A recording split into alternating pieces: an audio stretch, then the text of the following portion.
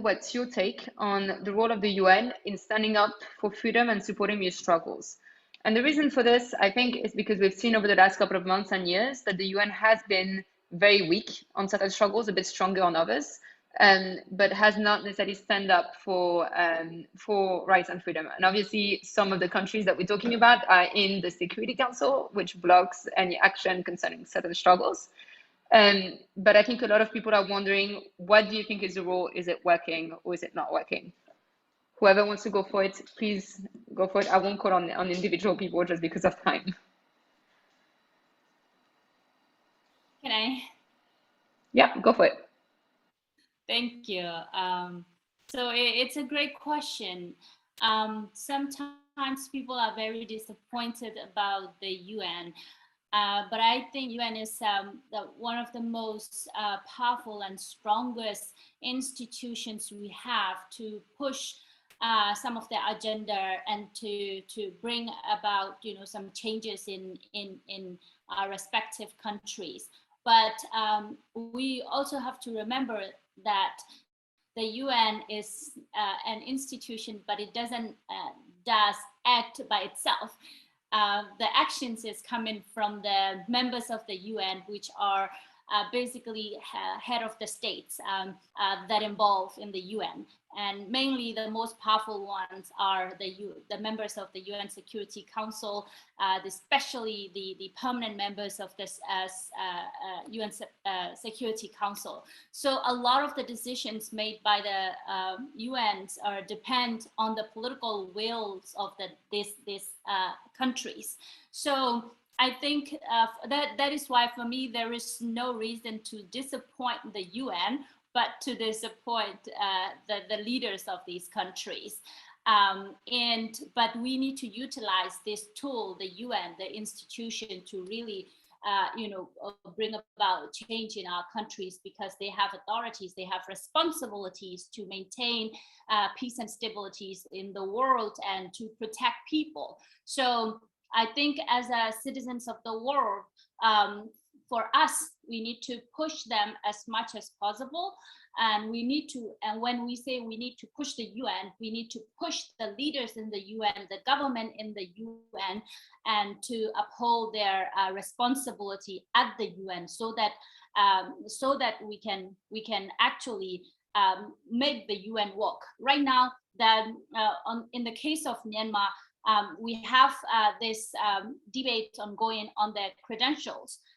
Our people, the entire countries, are doing campaign to support the national unity government, which is the legitimate government of the people, over the coup leaders, the juntas,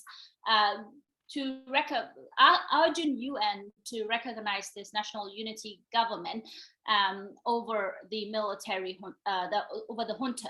So it is time for the UN now, the leaders in the UN, to listen to people's voices and to maintain peace and stability.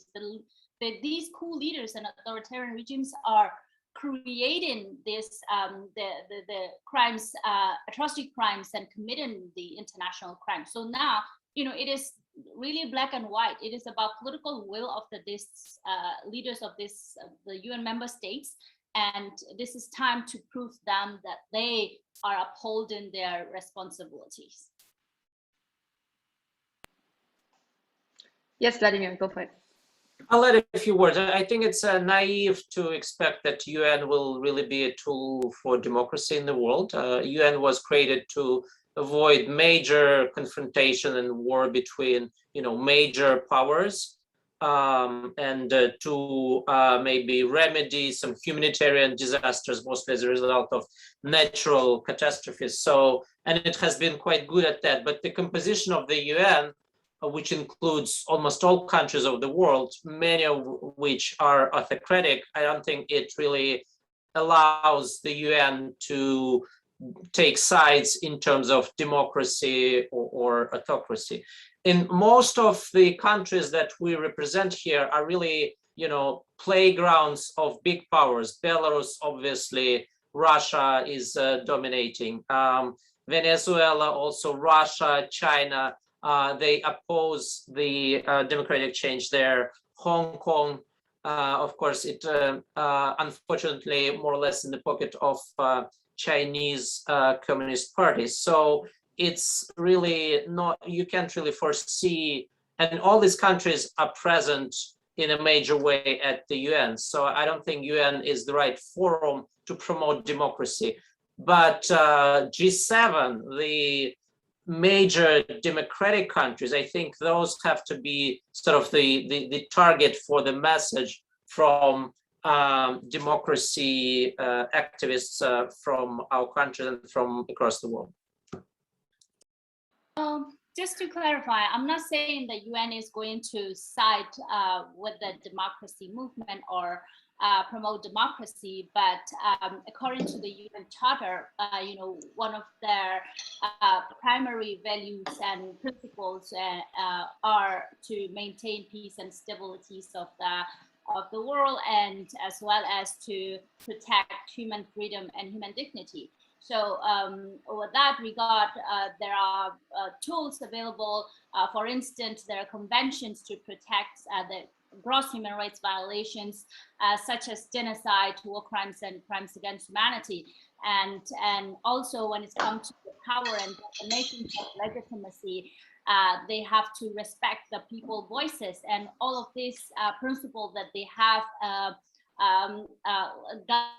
outlined it have to be respected. It is our responsibility as people to hold them accountable for their own promises to the world. So that's what I'm saying. And right now, Burma and many of your countries, the authoritarian regimes committed the gross human rights violations.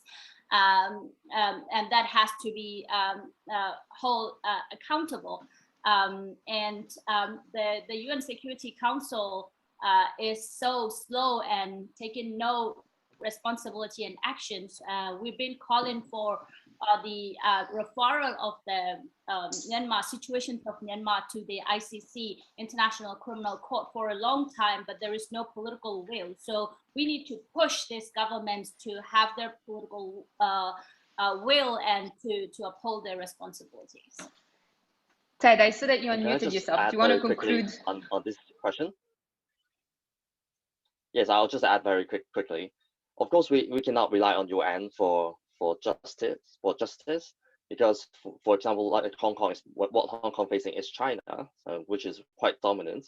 So whenever there's a motion on the table, it's always China always has its friends, Russia and Belarus and African countries speak for them. But I would say that UN is still a leverage. So we still ask UN to send special rapporteur or envoys to Hong Kong and to your respective countries to have an on-ground observations, I think, and bring back their observations in the international platform. I think at least it's some noise, and it's worth to also fight for that room and that area internationally, so that we are not forgotten, so that the spirit fights on. That's what I use UN as a leverage. Thank you for this. I think this is exactly in line with the discussion we were having before about tools, and it's why we brought it forward at this stage. I think, well, personally, I agree with Vladimir that considering the makeup and purpose as well of the UN, democracy doesn't appear once in its founding charter. It's not my favorite tool to fight for democracy, but I think it is a great advocacy tool for certain fights. It has some mechanisms that are valid. I do believe that there is a need of innovation when it comes to protecting democracy and of new institutions that have this purpose in mind, a type of club for democracy or of democracy. To conclude, and because we have 5 speakers that I want to ask these questions to, I want to ask you to speak to the audience. So the audience is not heads of states, head of organizations, or UN official that we have here. It's primarily young activists from across the world, literally from all continents, that have been joining protests, organizing them with us, that are following what's happening in your countries. That I've received lots of private messages during this conversation that are moved by the fact that you came together and took the time to talk with them about what's happening and what they can do. A lot of people feel like this is the fight of Goliath versus David, right? Like it's impossible to move the tide. What would you tell normal people from all across the world that they can do, that they should do? Easy, concrete actions that they can do to support you and others.